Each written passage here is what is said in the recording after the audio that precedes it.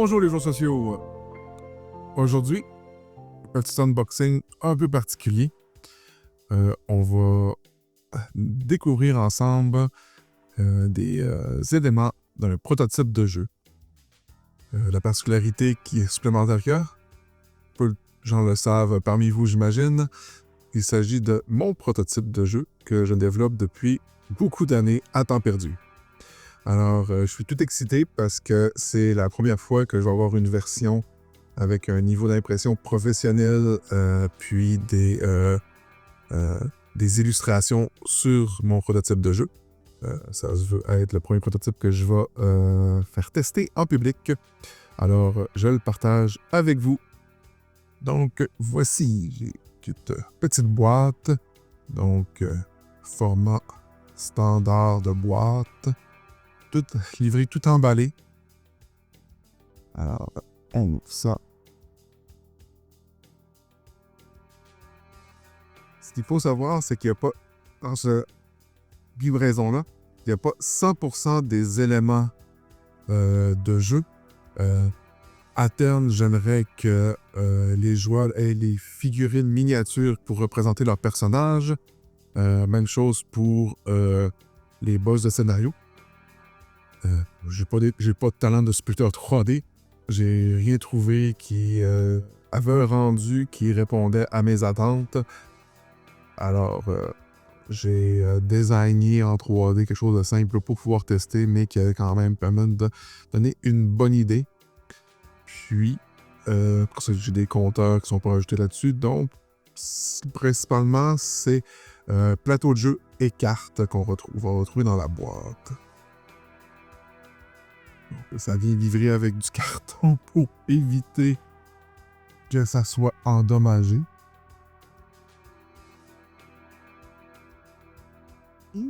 C'est de Noël, c'est ça. Et on voit que c'est un peu livré en vrac. Il y a certaines cartes qui ont pris le bas. Ici, on a des autocollants. Dans la version, on va dire, commerciale, ou même de luxe, ça va être des tokens qui vont représenter ça. Moi, je vais utiliser des chips de poker que j'ai pour mettre ça là-dessus. Probablement que ce que j'aimerais, c'est que la version de luxe, ce soit des chips en plastique pour le faire. Donc là, ici, on voit que c'est un peu le bordel dans les cartes. Malgré que c'était bien protégé. C'est de retrouver leurs amis. Et je pense qu'il va y avoir un petit peu de classement à faire. Donc ici, ce qu'on voit, je suis vraiment content. Honnêtement, là, ce sont les cartes de race qui permettent de choisir la race de notre personnage. On a le nom ici, ses stats, les capacités de sa race. Donc ici, on a les lycanthropes, les elfes noirs, ogres, orques, des elfes. Ici, on a d'autres lycanthropes. Faut savoir que présentement, ça, c'est des rendus grâce à l'intelligence artificielle. J'aimerais beaucoup trouver un illustrateur pour les faire. Malheureusement, je crois que ça sera pas viable étant donné la masse d'illustrations qu'il y a à faire. Mais on n'est pas en version définitive sur les illustrations. Ici, on a d'autres elfes noirs. Je vais essayer de les regrouper. Je vais faire ça tantôt. Une autre race félinoïde, donc un peu flushon. On voit ici un exemple d'illustration que j'aime pas trop. Des humains standards. Et on a le dos de la carte qui regroupe tous les à terme toutes les races qui seront jouables. Présentement de quoi? Lorsqu'il a pris le bord. One eternity later. Alors là, ce que je vais vous montrer, ce sont les monstres. Ici, on a un exemple de monstre de lumière. Et ici, son pendant monstres du chaos. Donc, il y a 3 alignements de monstres. Donc, là, on va voir un peu les différents. On va essayer de passer vite. Il y en a un peu de tout. Il y a du petit... des monstres plus petits. Je vais essayer de vous en trouver un plus gros. Une wyverne ou un fanatique religieux. Donc, il y a 3 alignements. Monstres de lumière, monstres de chaos, puis les neutres qui pourraient attaquer potentiellement autant les joueurs d'un côté que de l'autre.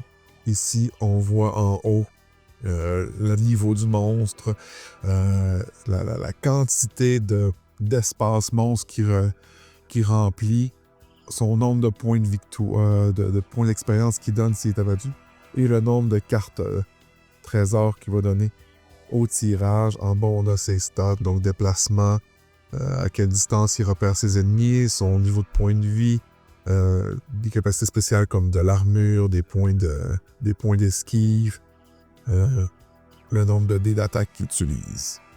Et là, je les ai montrés tantôt. Donc, on a un peu de toutes sortes, avec diverses capacités. Honnêtement, je suis très satisfait, là encore, du rendu de ces cartes-là.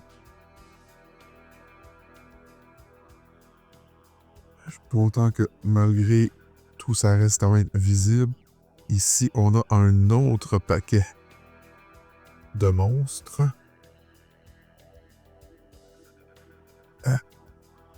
Fidèlement même, les cartes les cartes partent de mes mains. Alors, on a d'autres monstres. Ça ressemble un peu. Il y a des monstres qui sont du côté chaos, qui ont leur pendant, qui font à peu près la même chose de l'autre côté. Il y en a d'autres qui ont des capacités plutôt singulières. Il y a des loups-garous, en voulez-vous, en v'là. Certains monstres donnent des malédictions. Des démons.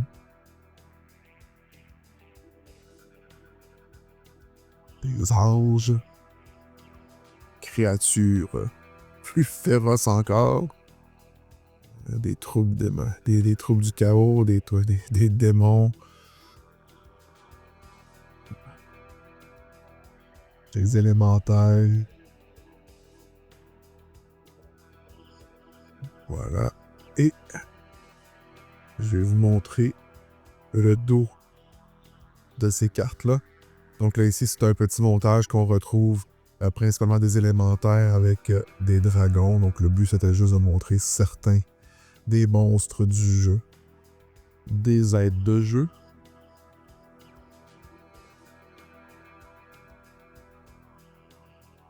Et on a des cartes qui représentent, en gros, c'est les listes de sorts que certains personnages peuvent lancer, avec l'iconographies pour expliquer les états.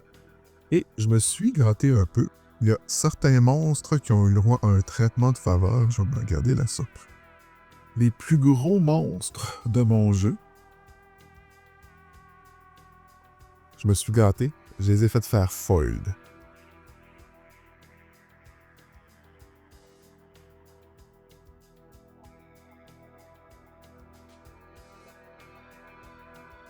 Donc, ça représente 4 monstres. 3 monstres du chaos contre 4 de lumière. Pas loin que j'équilibre ça. J'avais pas remarqué. J'avais fait ça, juste comme ça. Ensuite, on commence avec une autre catégorie de cartes. Oh non. Elle était endommagée un peu dans le transport. C'est pas cool. Ça reste un prototype. Donc, ce sont les cartes d'équipement qu'on va pouvoir équiper. Oui. Alors ici, on a des dagues, des armes plus rares, des modifications d'armure, des montures, modifications d'armes, encore des armes, des artefacts. Et là, on a... J'essaie de trouver une qui est plus... des armures. Exemple ici, la valeur de l'arme, la valeur de l'équipement, son nom. C'est une armure, ça va. Ça dit dans le nombre de points qu'elle protège, l'endurance de l'armure, donc combien de coups elle va prendre avant de plus être efficace. Le bâton ici, vous voyez, si c'est réservé à une affiliation en particulier, est-ce qu'il faut un niveau particulier, combien de mains ça prend votre personnage pour utiliser, sa valeur, son nom, et combien d'attaques ça fait. Donc, on a des potions ici. Donc, c'est une potion, sinon ici, quel effet ça fait? Ça va aller 7 points de vie. Et on a une armure, des montures, d'autres artefacts là. Modification d'armes. Donc, celle-ci ici, on va le placer comme ça. Ça fait que notre bâton, maintenant, il permet de recharger 2 points de mana ou de faire une attaque de zone, mais à la moitié de ses dés. Fait qu'il pourrait frapper tous les ennemis dans son hexagone, mais à 1 dé seulement chacun. Et là, on continue comme ça. Il y en a beaucoup. Parce qu'on a ce paquet-ci. Là, celle-là, on rajoute celui-là, celui-là et celui-là. Je les ouvrirai pas tous pour accélérer un peu. Mais on retrouve beaucoup d'items avec plusieurs fois le même item. Les pioches sont équilibrées de façon à ce que il y ait un pourcentage de rareté par rapport à la force des items. Donc on va tomber sur beaucoup plus d'objets communs que d'objets, on va dire, rares ou très très rares. Et ici, on a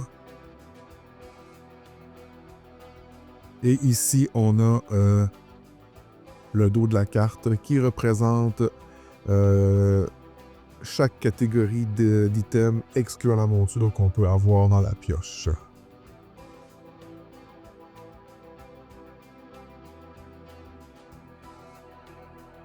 On commence à tomber dans les plateaux de jeu. Donc, le jeu a 2 plateaux de la carte principale et le plateau secondaire qui sert à placer les monstres.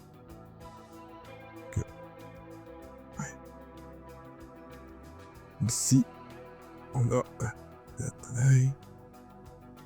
ce plateau-ci qui permet de placer les monstres. On a l'indication de à 2 joueurs, on peut remplir jusqu'à là. Donc, vous vous rappelez, tantôt, il y avait un monstre qui remplissait 8 espaces.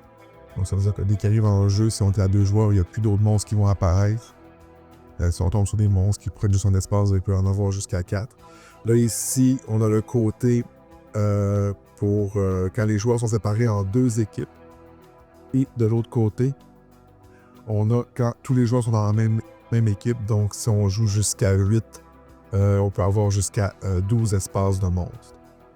Ici, on a des espaces de combat. Si jamais il y a trop de pions sur le même hexagone, on va placer un jeton pour dire que tout cet hexagone-là est représenté par un de ces 2 espaces-là. Donc, c'est considéré comme adjacent aux autres hexagones sur le plateau. Et ici, on a le marqueur de temps du jeu avec un marqueur qui va se promener. À chaque fois qu'il va franchir, qu'on va passer du jour à la nuit ou de la nuit au jour, il va y avoir une apparition de monstres. Donc, on va tirer des cartes monstres pour remplir les espaces manquants. Et il y a 5 tours par jour, parce que certaines quêtes pourraient avoir des déclencheurs sur, mettons, le premier, troisième partie de la journée ou la 4e partie de la nuit, par exemple. Ça, c'est le plateau secondaire. Ensuite, ici, ça semble être le plateau principal.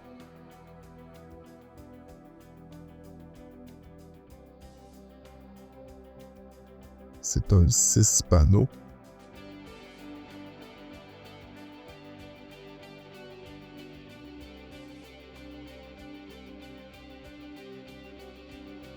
Alors, on recouvre la carte de Stradalecti ici.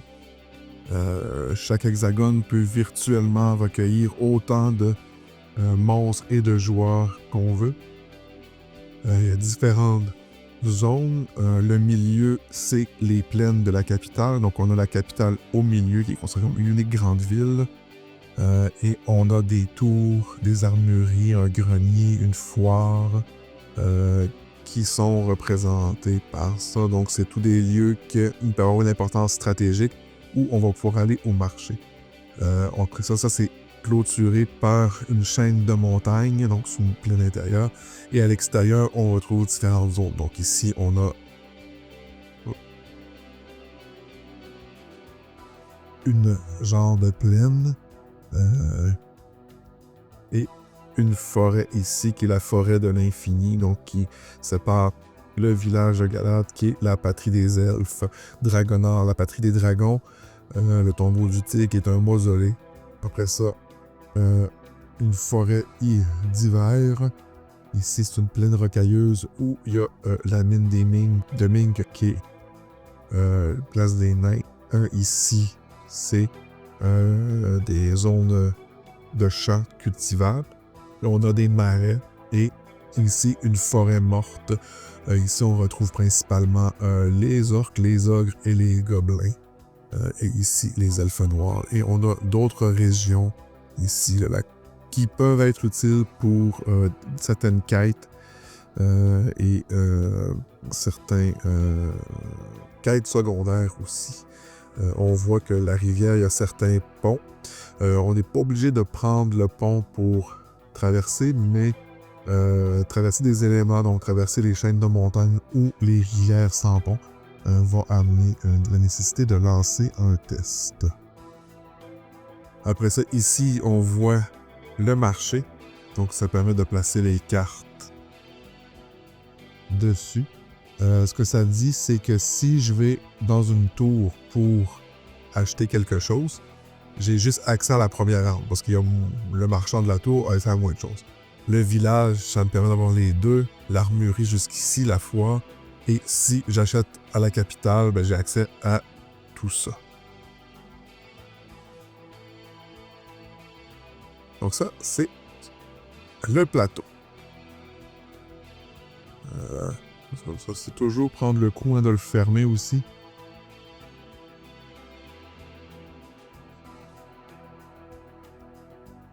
Et ce qu'il nous reste, ce sont les plateaux de joueurs. Je vais vous en montrer quelques-uns.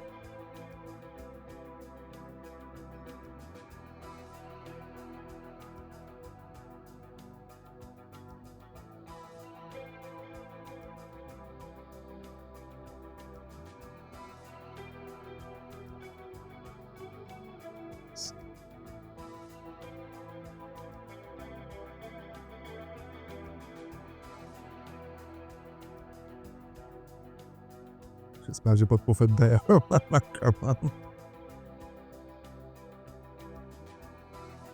Donc, chaque personnage a son plateau avec son illustration. Ici, on a le paladin. Niveau novice, ça, c'est les emplacements qu'il peut avoir. Donc, les armes qui ne sont pas équipées, ben, c'est les choses que je peux transporter. Ici, ça va être la place pour la monture si je décide d'embarquer dessus.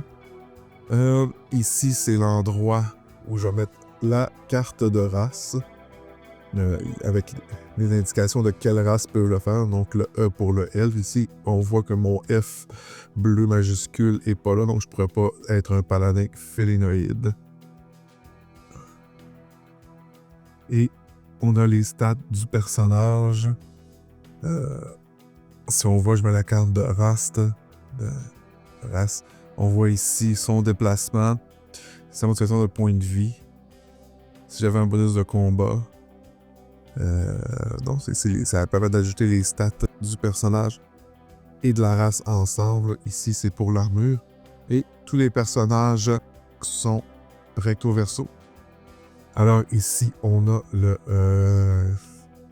côté maître qui permet de faire plus de modifications des armes et là, rajouter un artefact. Puis on a les stats qui s'ajusteraient à ce moment-ci. Alors voilà, c'était un petit unboxing des éléments, on va dire papier, de mon prototype, qui sera être le premier prototype que je vais dévoiler en public. J'espère que ça va plus. Moi, je suis désolé si la qualité n'était pas bonne, j'ai eu de la misère à suivre, j'étais trop excité de tout vous montrer ça. Donc, sur ce, je vous souhaite bon jeu! Si vous avez aimé cette vidéo, n'oubliez pas de nous donner un pouce bleu. Vous voulez en voir plus? Abonnez-vous et activez toutes les notifications pour être informé lorsque notre contenu est mis en ligne. Parce que on est plutôt chaotic good sur YouTube. On vous propose d'autres vidéos dans le même style, à gauche et à droite.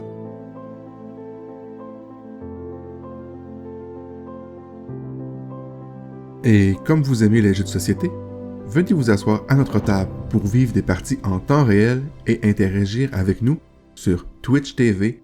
On est game!